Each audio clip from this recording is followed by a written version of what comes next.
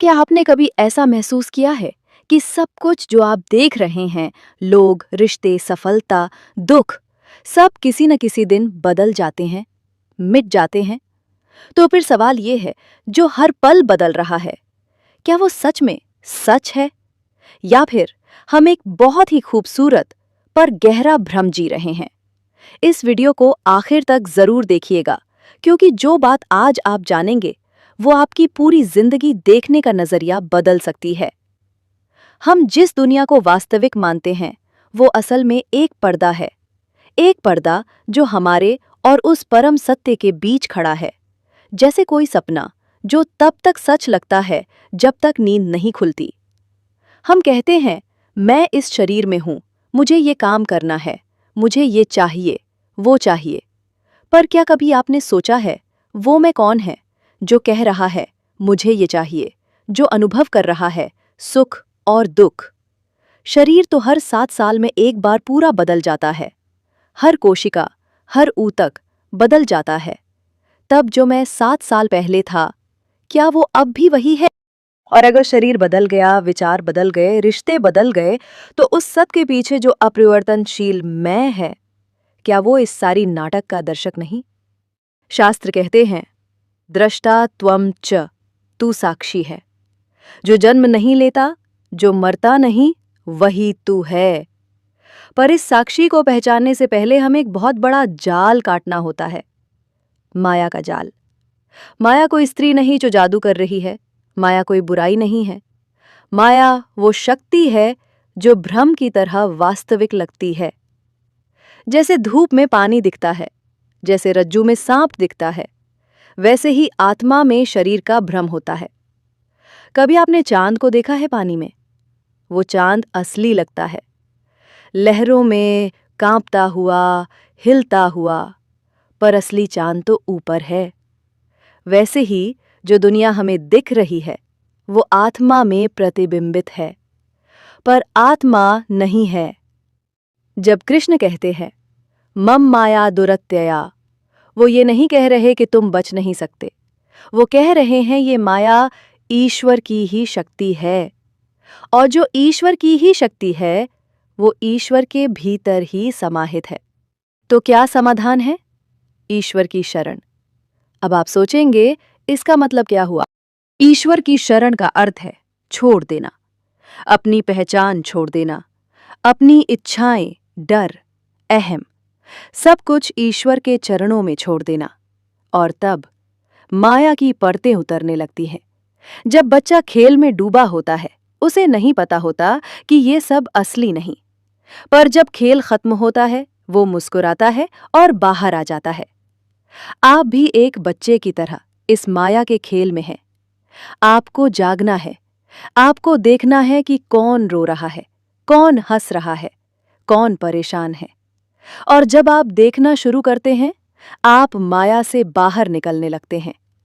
जैसे ही आप साक्षी बनते हैं, वैसे ही माया की पकड़ ढीली होने लगती है। ये माया त्रिगुणी है, सत्व, रज, तम। सत्व प्रकाश है, रज गति है, तम अंधकार है।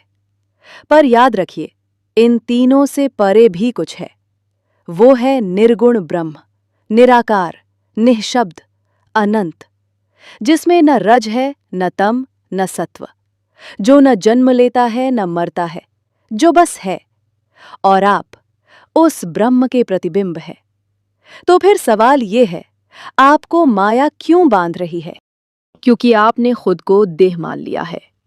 आपने मान लिया है कि आप एक नाम हैं, एक रूप हैं, एक कहानी है। पर ये सब किरदार हैं। कभी आपने अभिनेता को देखा है? वो रोता है, चिल्लाता है, लड़ता है, पर शूट खत्म होते ही मुस्कुरा देता है। क्यों? क्योंकि वो जानता है, मैं किरदार नहीं, मैं अभिनेता हूं। आप भी वही हैं, पर आपने किरदार को ही असली मान लिया। माया ने आपको भूल में डाल दिया, और ये भूल सबसे गहरी नींद है। इससे बाहर निकलना है तो ध्यान की आंखें खोलनी होंगी। ध्यान क्या है? ध्यान उस क्षण में ठहर जाना है जहां कोई विचार नहीं, कोई पहचान नहीं, कोई समय नहीं, जहां बस आप हैं और कुछ नहीं। वो क्षण माया से परे है, क्योंकि माया समय से जुड़ी है, माया रूप से जुड़ी है, और ध्यान रूप और समय दोनों से परे। जब आप ध्यान में उतरते हैं तो अचानक सब कुछ मिटने लगता है। शरीर नहीं दिखता, नाम नहीं सुनाई देता, कोई कहानी नहीं बचती। बस एक मौन रह जाता है, जिसमें ना डर है ना इच्छा। वो मौन ही ब्रह्म है, और वही आपकी असली पहचान है। आपको माया से डरने की जरूरत नहीं है। माया भी एक माँ है, जो आपको खेल में भेजती है ताकि आप अनुभव करें, सीखें और फिर घर लौटें। आप इस संसार में आए हैं नाटक देखने, नाटक निभाने, पर नाटक में खो जाना यही माया है। जब आप याद रखते हैं कि ये सब खेल है, तो फिर ना कोई दुख बड़ा लगता है, ना कोई सुख लुभाता है। फिर आप भीतर स्थिर हो जाते हैं, जैसे सागर के तल पर शांति हो वैसे ही। आपको बस एक बात पकड़नी है, मैं कौन हूं? इस प्रश्न को पकड़ लीजिए, हर दिन, हर सांस, हर भाव में। फिर देखिए, माया खुद ब खुद दरकने लगेगी। शिव कहते हैं, ज्ञान से माया का नाश होता है। ज्ञान कोई किताब में नहीं होता, ज्ञान अनुभव में होता है, और अनुभव आता है चुप बैठने से। आप जब एकांत में बैठते हैं, सांस को महसूस करते हैं, विचारों को आने जाने देते हैं, तो एक दिन आप स्वयं से टकरा जाते हैं। वही क्षण माया के बाहर का द्वार है।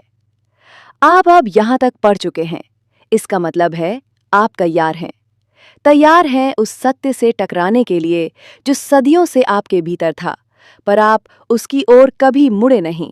अब मुड़िए, अब उस दिशा में चलिए जहां सब कुछ छोड़ देना होता है, यहां तक कि स्वयं को भी। और जब आप सब कुछ छोड़ देते हैं, तब सब कुछ मिल जाता है, क्योंकि आप स्वयं ईश्वर हैं और माया आपकी ही छाया है।